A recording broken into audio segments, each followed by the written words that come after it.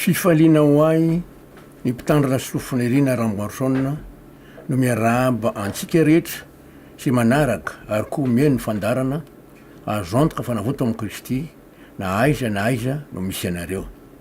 Ny fahasoavan'Andriamanitra ny eo amintsika rehetra ade ho tanteraka amintsika amin'ny fikasany dia ny atonga antsika tsiray avy azo famonjena sy fiaina mandrakizay araka ny teny sotra masina hoe fa toy izao no nitiavan'Andriamanitra zao tontolo izao no mieny ny zanany latokana mba tsy ho very rehetra mino azy fa hanana fiaina mandrakizay.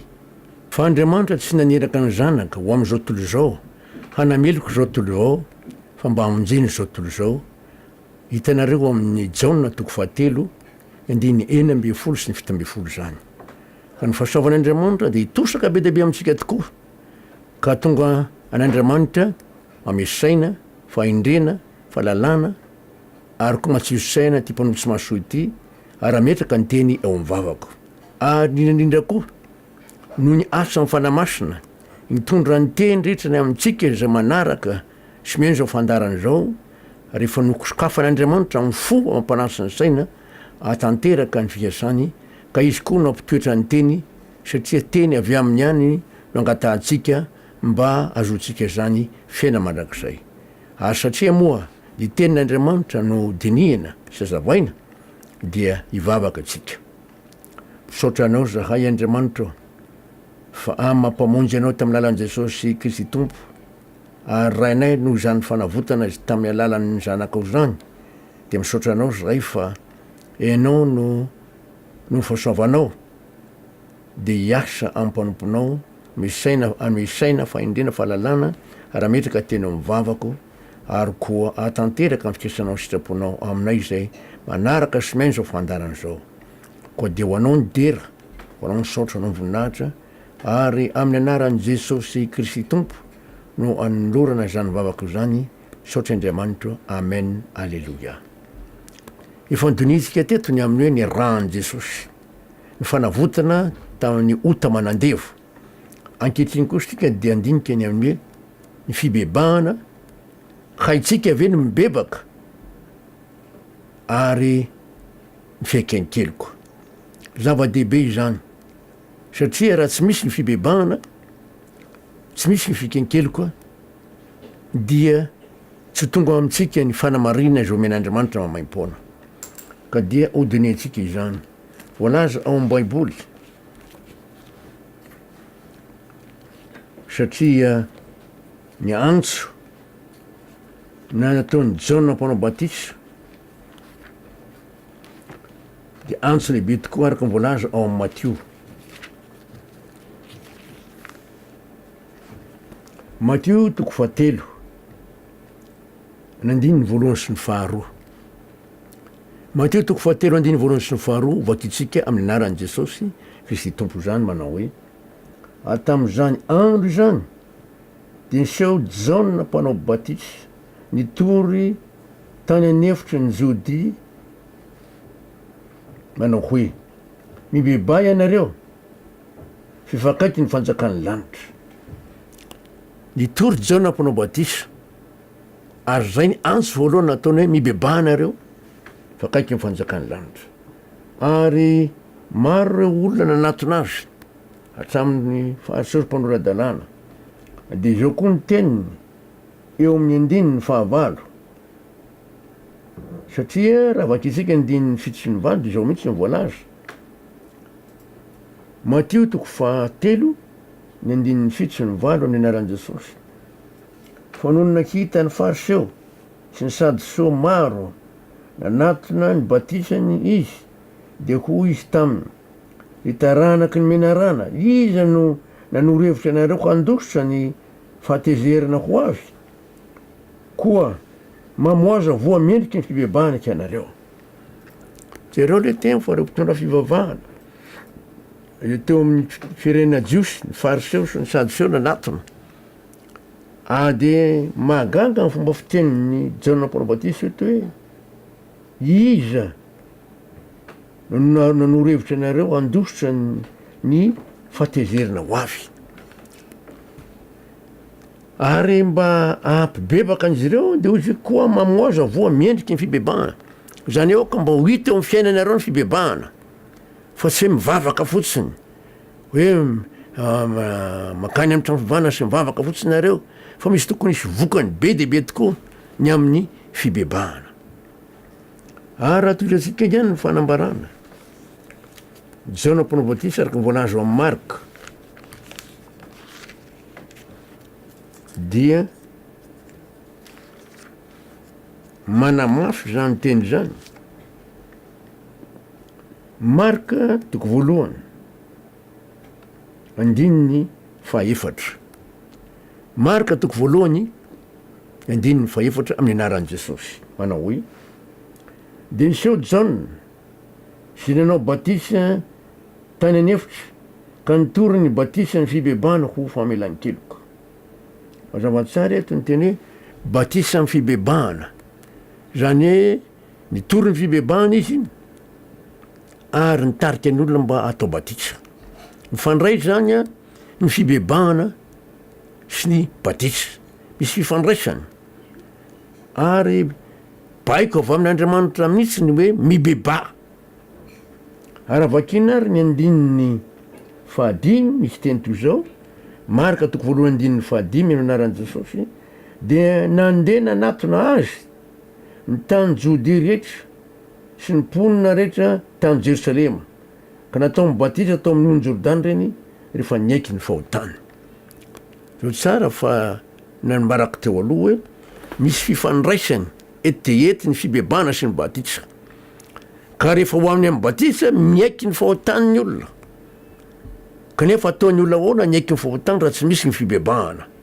Misy fifandraisany zany reo zavatra tenyreo: fibebahana, fihaiken-keloka, batisa, zava-dehibe reo ary ilaina mihitsy le izy, kanefa tsy maintsy misy koa ny atao hoe ny finoana. Tohirantsika ihany fa Jesosy Kristy zanak'Andriamanitra de niantso ny olona ho amin'ny fibebahana ary zava-dehibe no andiniantsika an'izany, satria raha ohatra ka tsy mazava amintsika ny teny rehetra ny hoe fibebahana de tsy mety. Raha nanomboka amin'ny asany koa raha Jesosy Kristy tompo le zanak'Andriamanitra belona de niantso ny olona ho amin'ny fibebahana. Zao molaza Marika toko voalohany andininy 14 ary ny 15. Marika toko voalohany andininy 14 sy ny 15 amin'ny anaran'i Jesosy. Ary rehefa voasambotra Jaona de nankany Galilea Jesosy nitory ny filazantsara'Andriamanitra. Zao tsara zany fa Jaona Mpanao-Batisa de voasambotra nygadrain'i Herôda, de iny nanomboka niasiny am'izay Jesosy. Iny moa natonga ny Jaona Mpanao-Batisa hoe izy tsy maintsy mitombo ho zaho tsy maintsy migena. Ary ny andininy 12 satria inona le filazantsara'Andriamanitra ka nanao hoe efa tonga ny fotoana efa kaiky ny fanjak'Andriamanitra, mibebay ianareo ka minono filazantsara. Mibebay ianareo, zero tsara zany fa ny filazantsara an'Andriamanitra nitorian'i Jesosy eto de niteny hoe mibebay anareo ka minono filazantsara. Eto de zava-dehibe tokoa, asaina mibebaka ny olona, asainy mino ny filazantsara. Filazantsara nina moa io? Ny filazantsara moa de misy filazarazaraina ao am-baiboly ao. Ny filazantsara zainy Jesosy eto zao de hoe filazantsara n'Andriamanitra, mibebay nareo minono filazantsara. Ka ahoana koa ny hoe filazantsara, satria ilaina mihitsy zany mandinika an'izany. Raha mamaky koa tsika ao amin'ny Matteo de misy ny filazantsara ao zay lazaina torian'i Jesosy Kristy tompo. Eto amin'ny Matteo toko fahaefatra andininy 3 sy ny 4 misy filazana zao koa momba hoe filazantsara. Amin'ny anaran'i Jesosy Kristy tompo, Matteo toko fahaefatra andininy 3 sy ny 4. A Jesosy nandeha erany Galilia ka nampiandra tao amin'ny sinagogan'ny olona teo sy nitory ny filazantsara ny fanjakana ary nahasitrana ny aretina rehetra mba amin'ny rofo rehetra tamin'ny olona ary niely erany siriny lazany ka dia nentiny olona tany aminy marary rehetra zay azony aretina maro samihafa sy ny fangirifinina dia ny demoniaka sy zay marary ny androbe sy marary ny paralysisa ka dia nahasitrana ireny izy. Itondraitsika zany dia mahita an'ireny filazantsara ny fanjakana. Ahoana no ambaran'izany filazantsara ny fanjakana zany? Mampianatra Jesosy ary nasitrana ny aretina rehetra mba ny demoniaka rehetra. Teotsika nahinan'ireo hoe filazantsara an'Andriamanitra dia atao marika hoy Jesosy hoe mibebahanareo ka minoa ny filazantsara. Eto indray filazantsara ny fanjakana dia voalaza eto, misy mazava tsara ny voalaza eto hoe nampianatra Jesosy ary nanasitrana ny aretina rehetra sy namoaka ny demoni. Zay zany zao filazantsara voalaza zay. Raha ihany reo fa zany hoe sinjaray azavaina tsara. Inona koa ny ana filazantsara anankiray? Jerentsika indray amin'ny Korintiana voalohany 5:10. Tsara ho fantatry ny olona minino zany. Korintiana voalohany 5:10.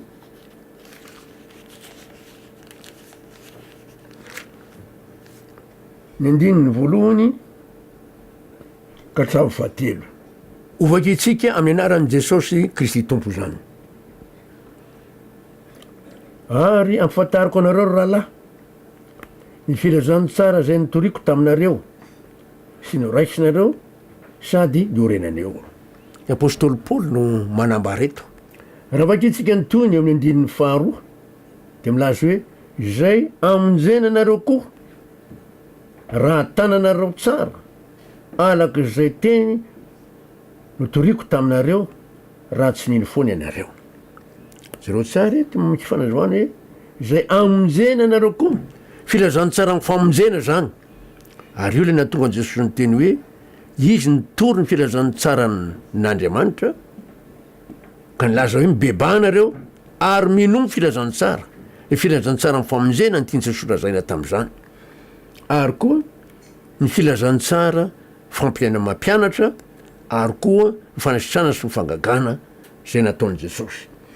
Ary atoizantsika ihany ny teny fanahambara amin'ity teny ity, averiko ny andininy faharoa amin'ny anaran'i Jesosy hoe izay amonjenanareo koa raha tananareo tsara alak'izay teny notoriako taminareo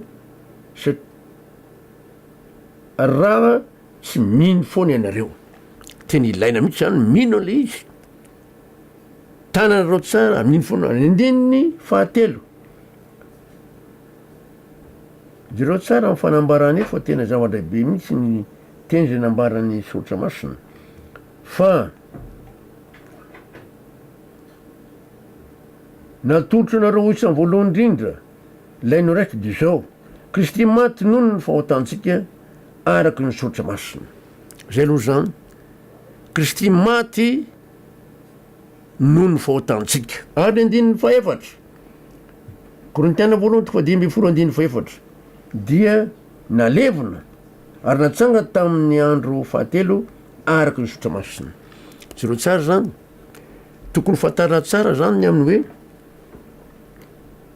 izay natolotra anareo voaritra ny voalohany indrindra raha tananareo tsara araky ny teny notoriako taminareo raha tsy mino foana ireo, fa natolotra anareo isan'ny voalohany indrindra ilay noraisika dia zao: Kristy maty ny fahotantsika. Zay ny voalohany tokony fatantsika. Ina zatra finosony zany hoe ny amin'i Jesosy vonto amin'ny fijaliana sy izy maty. Dia ahoana ny teny manaraka? Satria araky ny teny Soratra Masina no voalaza eto: dia nalevona ary natsanga tamin'ny maty tamin'ny andro fahatelo. Dia nalevona, ina koa ny vokatr'izay, ary matsangany Jesosy tamin'ny maty, ina koa ny asan'izay ao amin'ny fiainan'ny olona mpanota mitady famonjena. Zay koa zany ny filazantsara ny famonjena. Mazava dia mazava tsara zany fanambarana zany. Tsy maintsy fantarina zay. Mibebahanareo ary mino filazantsara. Olona mibebaka zany tsy maintsy mino ny filazantsara ary ny fitambarandreo zavatra tenreo filazany tsara n'Andriamanitra na tonga tsosy ny teny bebahana reo mino filazany tsara zay le hoe fibebahana. Ny faharoa am'le fibebahana de misy an'le filazany tsara ny fanjakana mampianatra Jesosy sady nasitrina retetry sy namoaka ny deminy. Ary koa filazany tsara ny famonjena Jesosy maty no mifahotantsika de nalevona ary nitsanga tamin'ny maty tamin'ny andro fahatelo. Tsy maintsy fantarina dao zany zavatra zany. Zay mahatonga zao fitoriana zao mba ho azontsika tsara hoe ny azoantsika ny famonjena. Ary zay mahatonga Jesosy ny teny hoe mibebahana reo ary mino ny filazany tsara. Manarakaraka zany ndray ary asaina mibebaka tsika mba hatonga antsika olombavao. Misy teny Andriamanitra ny Korintianina faharoa toko fa 5:17. Korintianina faharoa toko fa 5:17 amin'ny anaran'i Jesosy. Ko raha misy olona ao amin'ny Kristy de olombavao izy. Efa latsa ny zavatra taloha ndrefa tonga vaovao reo fa izany rehetra zany dia avy amin'Andriamanitra izay nampiavana anay tamin'ny alalan'ny Kristy sady name anay ny fanompoana ny fampihavanana. Etsika de milaza hoe raha misy olo ao amin'ny Kristy de olombavao izy. Efa lasa ny zavatra talohandreo tonga vaovao reo fa izany rehetra zany dia avy amin'Andriamanitra satria mibebaka le olona niaiky ny fahotany natao batisa izy a satria nino ny filazany tsara araka ny teny Jesosy hoe mino ny filazany tsara de tonga olombavao tonga zanak'Andriamanitra. Fa fanontaniana mila valiny zao haitsika olombelona ve ny mibebaka satria ny dikany hoe mibebaka de miala amin'ny toetra ratsy, miala ny fisainana ratsy. Aiza moa na aizantsika manala ny eritreritra maloto, aiza no aizantsika manala ny fo ratsy satria sambatra ny madio am-po fizy no hitan'Andriamanitra. Ka aiza na azotsika manala ny manadio ny fotsika, aiza na aizantsika miala amin'ny ahoana fomba ahoana azotsika miala amin'ny fahazaran-dratsy satria ny hoe mibebaka de hoe ialao ny toetra ratsy, ovay ny fiainanareo. Zay ny dikany hoe mibebaka. Ka moa ve haitsika no mibebaka? Mila valiny zay de vakitsika eo amin'ny tenin'Andriamanitra ary asan'apôstôly toko fa 5 any 9:30. Asan'apôstôly toko fa 5 9:30 amin'ny anaran'i Jesosy tompo manao hoe izy Jesosy Kristy zany nasandratsy ny tanakavan'Andriamanitra ho tombotsy mpamonjy hanome fibebahana sy famelan-keloka ho an'ny Israely. Izay ny mampamonjy an'i Jesosy Kristy. Fantatr'Andriamanitra fa tsy ho haitsika mibebaka na saina mibebaka atsika. Fantatr'Andriamanitra fa tsy ho haitsika miala amin'ny faratsiana manova amin'ny fiainantsika. Azay nanome zany mpamonjy azo antoka araka ny teny hoe amin'ny anaran'i Jesosy amin'ny Jaona toko fa 7:9-10 fa toy izao no nitiavan'Andriamanitra zao tontolo zao nomeny ny zanany latokana mba tsy ho very rehetra mino ary fana fiaina mandrakizay. Fiaina mandrakizay mihitsy Andriamanitra. Andriamanitra tsy naneraka ny zanaka ho amin'izao tontolo zao hanameloko zao tontolo zao fa mba hamonjena zao tontolo zao, vonjena zao tontolo zao, tsy nanavaka. Ary efa tsy nanavaka izy de zao tontolo zao mihitsy natao tao amin'i Jesosy. Ka voomby miaraka amin'i Jesosy araka ny voalaza ny Galatiana.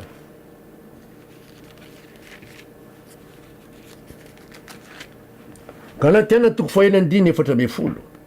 Galatiana toko fa 1:4 ny anaran'i Jesosy. Fa sanatria raha mba misy ataoko rehere afa-tsy ny hazo fijaliana Jesosy Kristy tombotsika zay nakavohomo zao tontolo zao teo amin'ny hazo fijaliana raha ny amiko ary zaho kosa ny amin'ny zao tontolo zao. Apôstôly Paoly rehefa nitsindriny ny fanamasina de toron'Andriamanitra hoe tsy ny olona mino rery ihany vohombo teo fa zao tontolo zao mihitsy aloha no nataon'Andriamanitra tao amin'i Jesosy, vohombo niaraka tamin'i Jesosy ka zay mino araka ny tenin'Andriamanitra ao Galatiana toko fa 2:20 hoe Galatiana toko fa 2:20 manao hoe amin'ny anaran'i Jesosy hoe vohombo miaraka amin'ny Kristy amin'ny fijaliana atsy za tsony mivela fa Kristy mivela atao anatiko ary zay velomako ankehitriny eo nofo de velomako amin'ny finoana ny zanak'Andriamanitra efa tiaka hanaotra ny teny amonjy aho. Zao tontolo zao mihitsy ny vohombo ary zao tontolo zao ny antsoina moa amin'ny fibebahana.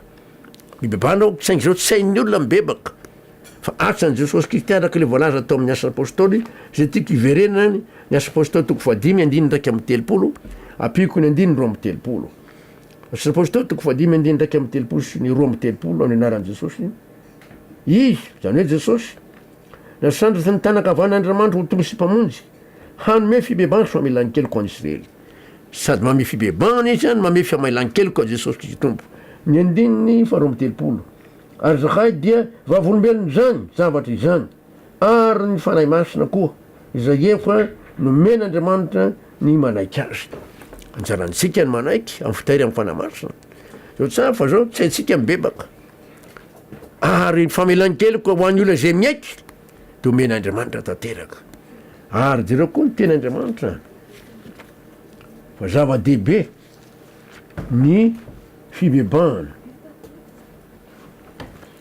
Timoty faharoa toko faharoa Timoty faharoa toko faharoa andiny efatra amby roapolo sy ny dimy amby roapolo Timoty faharoa toko faharoa andiny efatra amby roapolo sy dimy amby roapolo amin'ny anaran'i Jesosy tsy mety raha miady ny mpanompon'ny tompo fa malemy fanahy amin'ny olona rehetra mankay mampianatra mahalefitra satria motsika eto Antananarivo renivohitry Madagasikara de zao misy olona amin'ny telefôny eny an-tsena eny ao Analakely izy de miteny amin'olona amin'ny telefôny eniko sao tsy za zany tonga mandeha eny Analakely hoe za zao efa eny anosy aho zao de raha be mihitsy mandainka misy indray olona teny mamasina telefône de eniko tsy izy miteny za zao efa ty arivo mambo nefa izy eny anosy mandainga ary tsy miaiky ny fahadotsony ary tsy mahatsapa izy hoe mandainga anie tsy mahatsapa mihitsy izy hoe mandainga tokony miaiky ny fahadotsony mba azon'Andriamanitra mamiazo fibebahana zay mahatonga teny hoe angamba Andriamanitra ny miazo fibebahana raha miaiky ny fahadotsony izy miaiky ny fahotana izy Andriamanitra maloto ny foko de manantena fibebahana avy aminao amin'ny alalan'i Jesosy Kristy tompo aho sy Jesosy no mame fibebahana ka mba azon'Andriamanitra Jesosy mame famelan-kelo satria Jesosy nasandratsy ny tanaka av'Andriamanitra hanome fibebahana sy famelan-keloka ary zay natonga ny ten'Andriamanitra milaza any amin'ny Jaona voalohany toko voalohany andininy fahasivy Jaona voalohany toko voalohany andininy fahasivy amin'ny anaran'i Jesosy volao hoe Jaona voalohany toko voalohany andininy fahasivy vakitsika amin'ny anaran'i Jesosy Kristy tompo raha miaiky ny fahotantsika isika de matoko sy marina izy ka mamela ny fahotantsika sy manadio antsika ho afaka amin'ny tsy fahamarinana rehetra raha fa miaiky ny fahotantsika isika de miasa Andriamanitra ny amin'ny ran'i Jesosy mamela ny antsika ary manadio antsika ho afaka amin'ny fahotantsika sy ny tsy fahamarinana rehetra tena miova misy ela hoe fibebahana eo tsara io teny io mianaran'i Jesosy tompo avelatra raha miaiky ny fahotantsika isika de matoko sy marina izy ka mamela ny fahotantsika sy manadio antsika ho afaka amin'ny tsy fahamarinana rehetra ho afaka amin'ny tsy fahamarinana rehetra zero tsara io ny fahotana ho afaka mamela ny fahotantsika izy sy manadio antsika ho afaka amin'ny tsy fahamarinana rehetra zay le fibebahana izy mihitsy miasa manadio antsika ajereo ara ny ran'i Jesosy ny Jaona voalohany toko voalohany andininy enina sy fito Jaona voalohany toko voalohany andininy enina sy fito amin'ny ran'i Jesosy raha hoy isika mana firaisana aminy isika kanefa mandeha eo amin'ny maizina dia mandainga isika ka tsy manao ny marina fa raha mandeha eo mazava kosa isika takazy eo amin'ny mazava de manana firaisana isika ary ny ran'i Jesosy zanany manadio antsika ho afaka amin'ny ota rehetra jereo fa le Fihaiken-keloka de manomezan'Andriamanitra fibebahana ka miasa hatramin'ny ran'i Jesosy atanteraka ny fanafana antsika amin'ny ota rehetra fahotana faratsiana zatra mahazatra soloantsika Andriamanitra am'zany fanambarana zany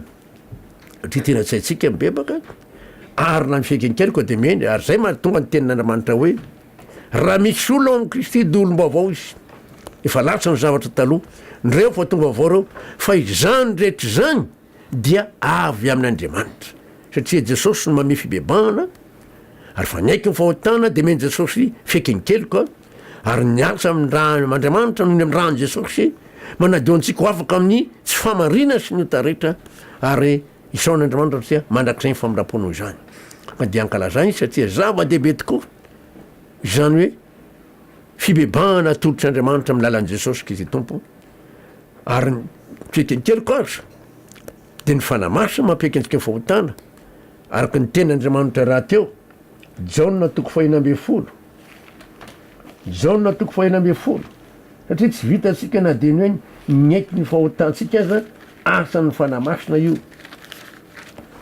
zay no zava-dehibe Jaona 4:12 andininy 7 sy ny 8 ihany vakitsika Jaona 4:12 andininy 7 sy ny 8 amin'ny naran'i Jesosy fa izaho milaza ny marina aminareo mahatsara anareo ny fialako fa raha tsy miala aho dia tsy ho avy aty aminareo ny mpananatra fa raha andeha aho dia irahako aty aminareo izy ary raha tonga izy dia ampiaiko zao tontolo zao ny fahotana sy ny famarinana ary ny fitsarana ny fanamaritra no mampiaiky ny olona ny fahotana miasa le fanamaritra fa misy olona tsy mety aiky ny fahotanika fa mivavaka mafana foana efa tsy maiky soratsika Andriamanitra zany fanambarana zany fa tena asan'Andriamanitra ny famonjena araka ny tenin'Andriamanitra tamin'ny Israely taloha hoe any ato fatsanareo fa n'Andriamanitra ny voninahitra mandrakizay ny famindram-pony amen ivavako tsika sotra anao zay Andriamanitra ny famindram-pony teny zay nambarataonao taminay dia manantena ny fahasavanao zahay tosaka be dehibe ka hanome fibebahana ho an'olona zay tena mikatsaka ny famonjena